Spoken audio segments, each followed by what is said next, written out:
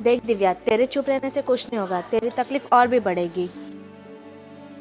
Divya, I am with you. ये तुम कभी मत सोचना कि इस हादसे के बाद मैं तुमसे मुंह मोड़ लूंगा। I still love you Divya. तुम्हारे साथ हुए इस अन्याय के खिलाफ मैं हर कदम पे तुम्हारे साथ रहूंगा Divya. I know Divya, you are very strong, but इस समय तुम्हें और भी स्ट्रांग होने की जरूरत है, ताकि उन दरिंदों को कड़ी से कड़ी सजा मिल सके। हाँ दिव्या, दोस्ती के नाम पे तुम्हारे पेट पे जो खंजर घुपा है उसका एक एक का हिसाब देना होगा। You have to fight for yourself Divya. अब तुम्हें शांत नहीं बैठना है तब तक जब तक उन सारों को फांसी के फंदे पे नहीं पहुंचा देते। और तीनों को तो पुलिस ने अरेस्ट भी कर लिया है। आनंद और विकी को भी जल्द ही अरेस्ट करेंगे, और उन दोनों को अरेस्ट होते ही मेरा फिर से बलात्कार होगा। एक बार नहीं, कहीं कहीं बार होगा। हर रोज उस रेप से रिलेटेड न जाने कितने सवाल पूछे जाएंगे, और उस दर्दनाक वाक्य को अभी भूलने नहीं दिया जाएगा मुझे। और उस हादसे को भूलना भी नहीं है दिव्या। जो होना था वो हो गया, पर अब जो होना है वो पूरा तुम पर डिपेंड करता है। ऐसे रूम में बैठ के आंसू बहाने से उन पर लगे इल्जाम मैल की तरह धुल जाएंगे। इन आंखों के आंसुओं को सुखा दो दिव्या। इन आंखों में बहुत सपने सजाने हैं। जिंदगी एक नई चुनौती के साथ तुम्हें जीना है, और उस जिंदगी में मैं तुम्हारे साथ हमेशा रहूंगा, क्योंकि मैं तुम्हारे जिस्म से नहीं तुमसे प्यार करता हूँ, और प्यार हमेशा पवित्र होता है।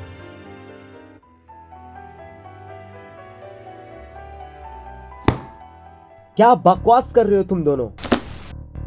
दिव्या ने एफआईआर में तुम लोगों का नाम लिया है और तुम लोग कह रहे हो कि केस से तुम्हारा नाम निकाल दो।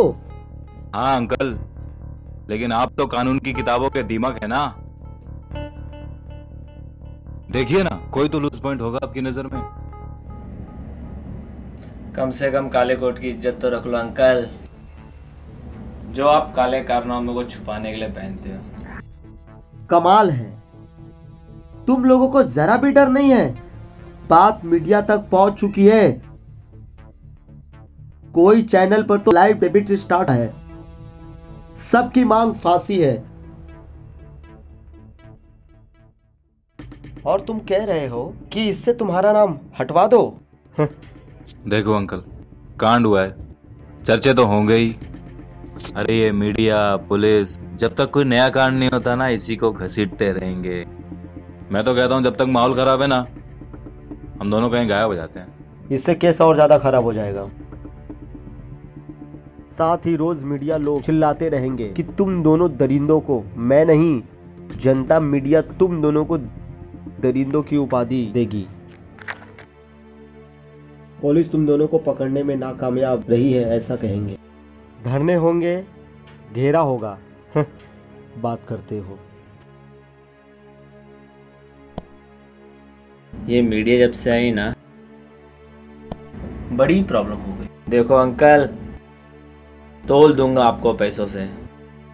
मीडिया, मंत्री संतरी सब बिकते हैं यहाँ। खरीदार की जेब में ताकत होनी चाहिए। और ये सारा सेटिंग आपको करना है। समझ लीजिए कि आपको हमारी जान बचाने का कॉन्ट्रैक्ट दिया जा रहा है, क्योंकि आप हमारे सबसे पुराने और काबिल कॉन्ट्रैक्टर जो हैं। या फिर ये कॉन्ट्रैक्ट किसी और को दे दें। हाँ ओके, डन। कल 11 बजे चले जाना थाने, सरेंडर कर देना। क्या? बाकी का मैं संभाल लूंगा।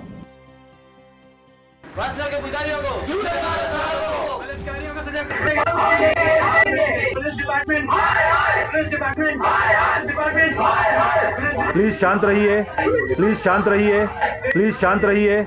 ऐसे ही जैसे पुलिस शांत बैठी है। अरे आपको जनता की इतनी फिक्र है तो अब तक उन रईसजादों को पकड़ा क्यों नहीं? अरे भाई, पकड़े कैसे? ऊपर से खाना और नीचे से माल आ ही गया होगा। देखिए, आप लोग हम पर बेबुनियाद इल्जाम लगा रहे हो। माना कि वो बड़े बाप की औलादे हैं, मगर हमारी नजर में वो एक मुजरिम है, सिर्फ एक खतरनाक मुजरिम। समझे आप लोग?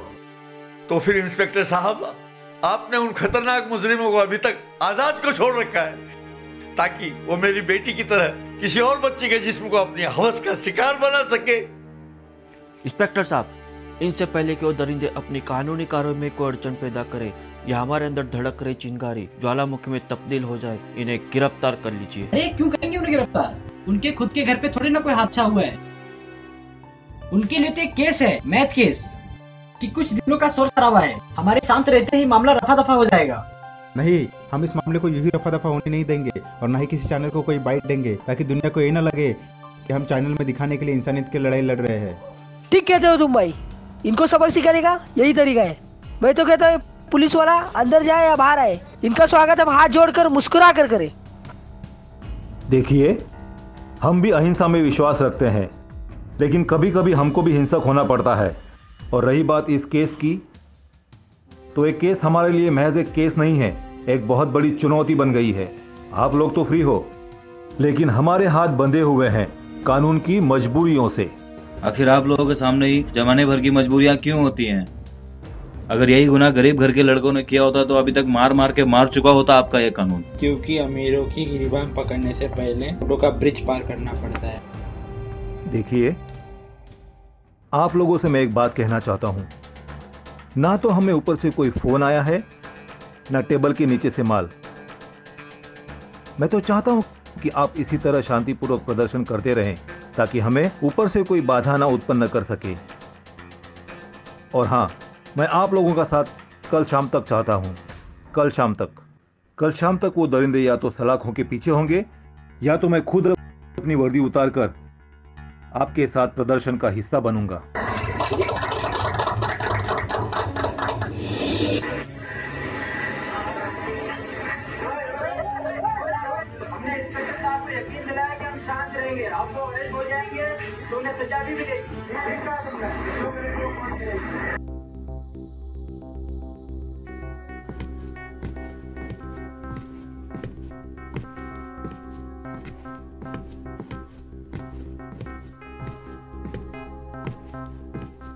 हेलो इंस्पेक्टर, मैं आनंद। हमने आपके सामने सरेंडर किया है। पुलिस को हमने ही बुलवाया था। क्या है ना, लोग हमें देखकर फिर भड़क उठेंगे, और लॉ एंड ऑर्डर वो भी आपको हैंडल करने में परेशानी होगी। और रही बात मुद्दे की, हमें बदनाम करने की कोशिश है ये। हमने कोई रेप नहीं किया है।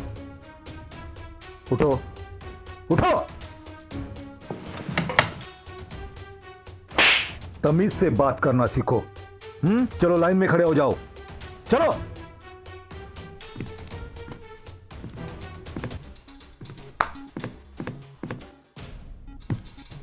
अब दिव्या आ रही है।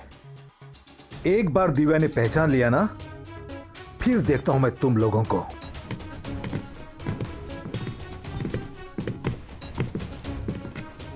हे दिव्या, व्हाट इज दिस यार?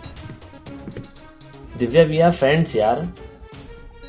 बताया नहीं इंस्पेक्टर को कि किस तरह तुम लोगों ने दोस्ती के नाम पे विश्वासघात किया है, और किस तरह तुम लोगों ने दोस्ती का नाम बदनाम किया है। दोस्ती का नाम बदनाम? क्या बोल रहे हो तुम? क्या किया हमने? लानत है तुम पर और तुम्हारी दोस्ती पर। दोस्ती के नाम पर तुम पांचों ने मेरी जिंदगी बर्बाद कर दी है। मेरे जिस्म के साथ साथ मेरे फ्यूचर को भी तुमने रेप कर दिया। ये तुम क्या कह रही हो दिव्या? रेप और हमने? तुम होश में तो हो? What an acting Divya, what an acting। तभी तो कॉलेज में हर बार एक्टिंग का फर्स्ट प्राइज तुम्हें ही मिलता है। What an acting।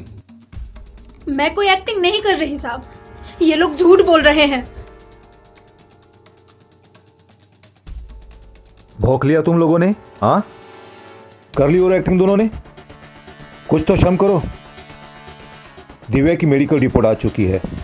तीनों साथियों ने स्टेटमेंट दिया है कि तुम पांचों ने मिलके दिव्या का रेप किया है। आपकी मेडिकल रिपोर्ट एकदम सही है इंस्पेक्टर साहब।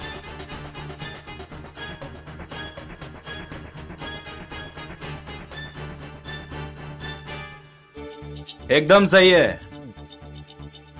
पूरी बात खुल के कहो। वो वो सर क्या है ना, कैसे कहूँ, कुछ समझ ही नहीं आ रहा जो बोलना है खुल के बोलो, क्या कहना चाहते हो? ओह गुड, अब तो दिव्या ने परमिशन दे दी, डर काहेगा। दरअसल इंस्पेक्टर साहब ऐसा है कि आपकी मेडिकल रिपोर्ट एकदम सही है। हम 5 लोगों ने दिव्या के साथ। पूरी बात खुल के कहो, कोई ड्रामा नहीं चाहिए। दरअसल हम 5 ने दिव्या के साथ सेक्स किया था, रेप नहीं। ये झूठ बोल रहे हैं सर, सरासर झूठ बोल रहे हैं। नहीं सर, एकदम सही बोल रहे हैं। ये दिव्या का ही प्लान था सारा का सारा।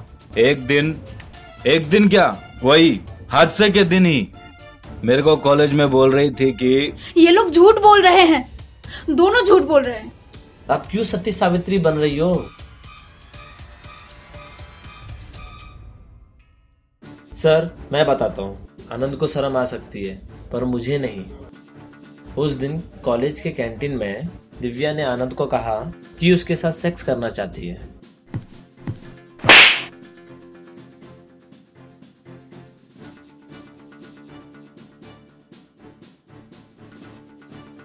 कुत्ते कमीने, झूठ बोल रहा है तू। मैंने ऐसा कुछ नहीं किया। यस सर, दिव्या की रजामंदी से ही हम 5 ने उसके साथ सेक्स किया था, क्योंकि उसे ग्रुप सेक्स चाहिए था।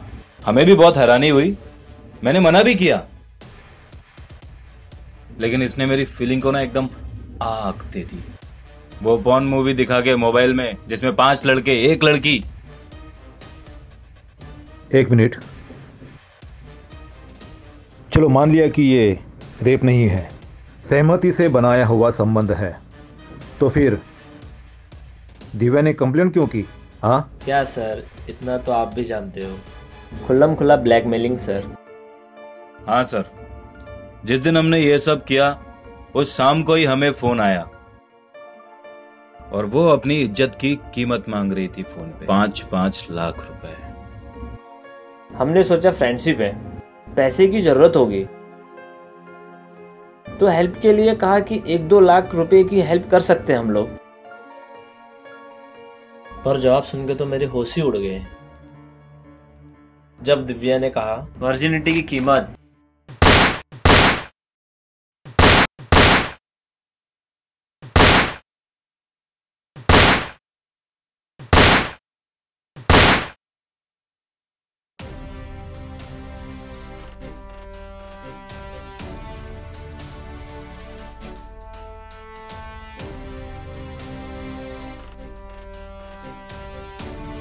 अगर ये जिंदा होते तो मैं पल पल, हर पल मरती, हर रोज मरती।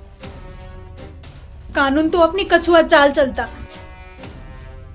मगर मेरा रोज बलात्कार होता। जिस तरीके से अभी हुआ, मेरे चरित्र का बलात्कार।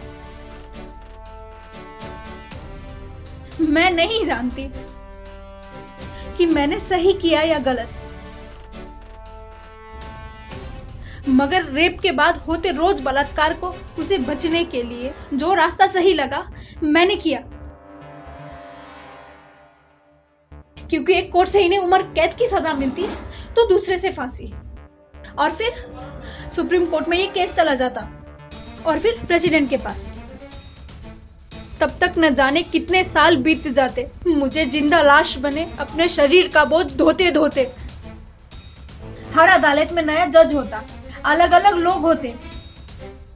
एक बार फिर मेरा बलात्कार होता। उन जख्मों पे दवा लगाने की जगह खुरेद खुरेद कर नासुर बना के जिंदा रखा जाता।